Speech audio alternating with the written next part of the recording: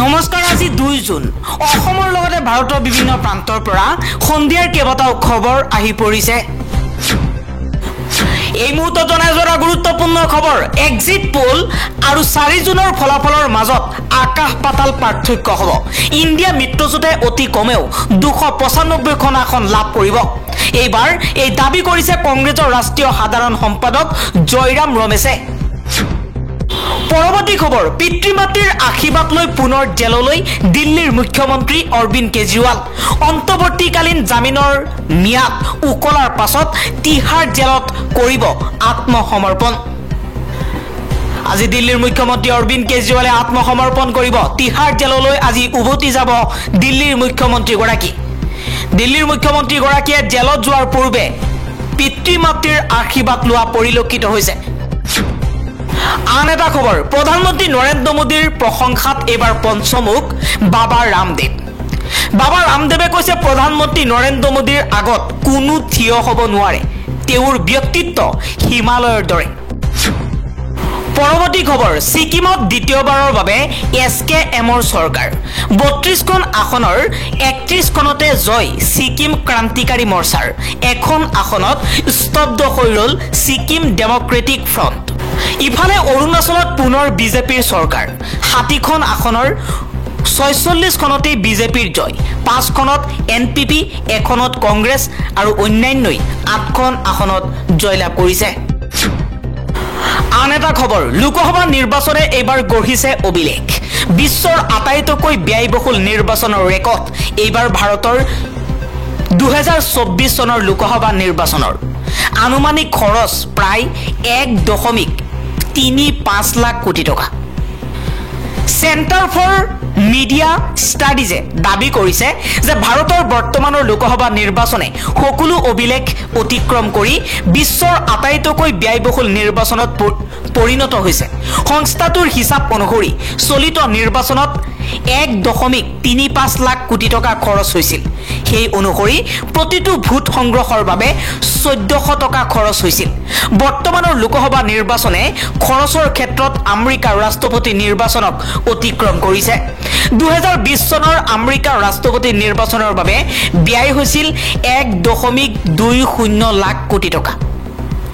centre for media ষ্টাডিজৰ হিচাপ অনুসৰি 2019 চনৰ লোকসভা নিৰ্বাচনত 55ৰ পৰা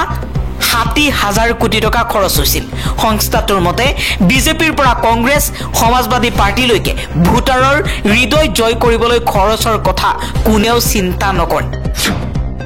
পৰৱৰ্তী খবৰ 2014 আৰু 2019 চনৰ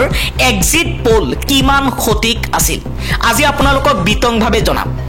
প্ৰায় 1.5 মাহ ধৰি চলা 7টা পৰ্যায়ৰ ভোটগ্ৰহণৰ শনিবাৰে অন্ত পৰিল যিকোনো নিৰ্বাচনৰ পিছত আটাইতকৈ কৌতুহলৰ বিষয়টো হ'ল এক্সিট পোল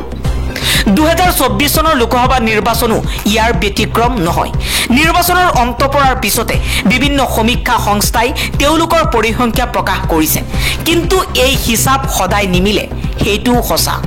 এক্সিট পোলৰ ফলাফলৰ সন্দৰ্ভত কেতিয়াও কোনো নিশ্চয়তা নাথাকে কোনেও শপত খাই ক'ব নোৱাৰে যে তেওঁলোকৰ হিচাপ মিলিবই কিন্তু কেতিয়াবা দেখা যায় এক্সিট পোলৰ হুবহু মিল থাকে আৰু কেতিয়াবা ইয়াৰ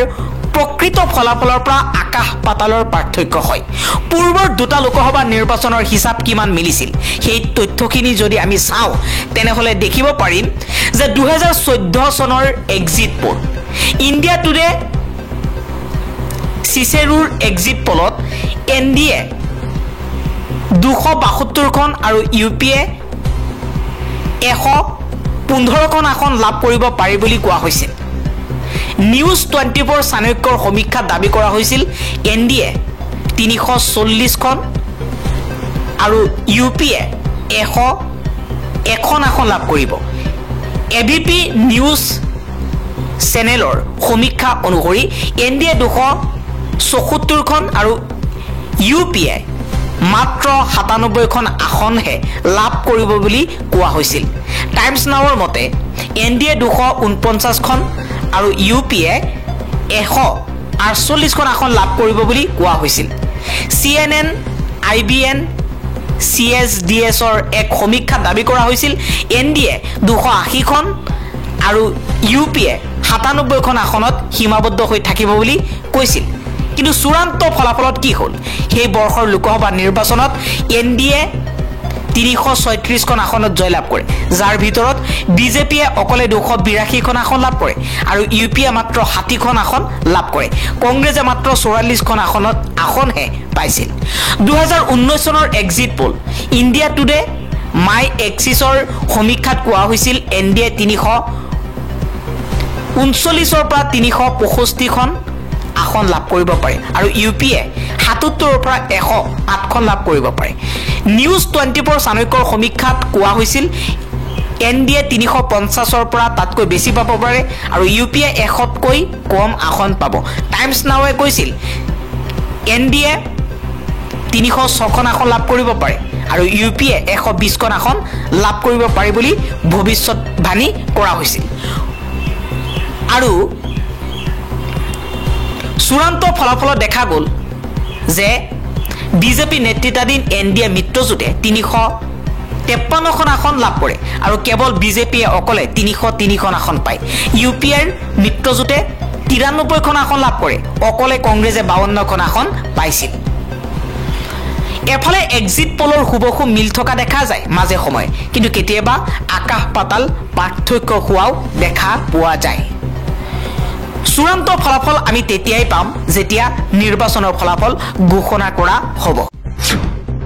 আন এটা খবৰ ঘোষণা কৰা হৈছে অৰুণাচল প্ৰদেশৰ বিধানসভা নিৰ্বাচনৰ ফলাফল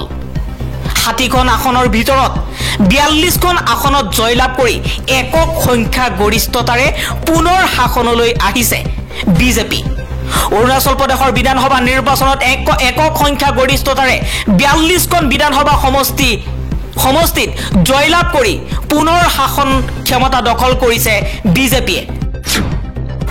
আন এটা খবৰ নিৰ্বাচনৰ ফলাফল ঘোষণা কৰাৰ পূৰ্বেই কৰ বৃদ্ধিৰ হাতোৰা 3 জুনৰ পৰা বাঢ়িব টুল কৰ 3 জুনৰ পৰা ৰাজ্যৰ 6খন টুল গেটত বৃদ্ধি পাব টুল কৰ পুনৰ মাদমাৰ সাধাৰণ জনতাৰ ওপৰত মদনপুৰ নিকিৰাতি হাতগাঁও নাজিৰাখাট বালাচেৰা মানদেৰদিছা ৰহা টুলগেটত বৃদ্ধি পাব টুলকৰ 5 টকাকৈ টুলকৰ বৃদ্ধিৰ সিদ্ধান্ত ভাৰতীয় ৰাষ্ট্ৰীয় ঘাইপথ প্ৰাধিকৰণ পৰৱৰ্তী খবৰ গুৱাহাটীৰ দাঁতি কাষৰীয়া অঞ্চলত স্থাপন হ'ব ইণ্ডিয়ান ইনষ্টিটিউট অফ মেনেজমেণ্ট চমুকৈ IIM আজি পুৱাৰ ভাগতেই প্ৰধানমন্ত্ৰী নৰেন্দ্ৰ মোদীয়ে অসমৰ বাবে এই সুখবৰ প্ৰেৰণ কৰিছে অসমৰ মুখ্যমন্ত্ৰী হিমন্ত বিশ্ব শৰ্মাই কিছু সময় পূৰ্বে সামাজিক মাধ্যম যোগে প্ৰকাশ কৰিছে এই কথা গুৱাহাটীৰ দাঁতি কাষৰীয়া অঞ্চলত স্থাপন কৰা হ'ব Indian institute of management IIM পৰৱৰ্তী খবৰ অসম উচ্চতৰ মাধ্যমিক শিক্ষা সংসদৰ অধ্যক্ষ ৰুক্ম গোহাঁই বৰুৱাৰ কাৰ্যকাল বৃদ্ধি পৰৱৰ্তী নিৰ্দেশ নিদিয়া পৰ্যন্ত বাহাল থাকিব এই সিদ্ধান্ত বিদ্যালয় শিক্ষা বিভাগে গ্ৰহণ কৰিছে এই সিদ্ধান্ত